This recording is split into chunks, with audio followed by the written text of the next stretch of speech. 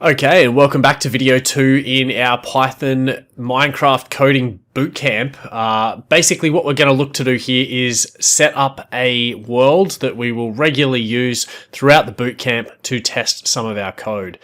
Now, our regular Minecraft players probably are all over this, and they will be able to set themselves up with a flat world with most of the default settings really quickly. However, if you do want to follow along with this quite simple video that's going to set you up so that you have a world ready to go, we can go through and do that now.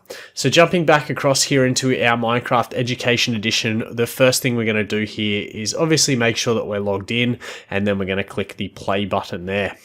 Now this will give us our normal options, so some of the time we may actually jump back into a previously created world where we have some of our code sitting there ready to go, but we are going to come down here and hit create new and then hit the new button. Now from there we can obviously give this a name, so I'm just going to quickly call it Minecraft Bootcamp, and I'm going to change the mode from survival to creative. Now this just stops us getting any of those pesky little zombies and stuff like that popping up while we're sitting there typing code in and not actually watching what the time of day is.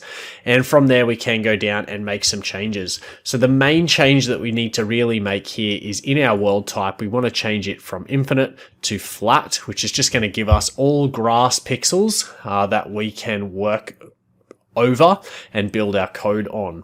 Now if you scroll down a little bit further, you can turn some of these other options on, like having it set to always day, so that way there's no nighttime cycle and it's always a little bit easier to see.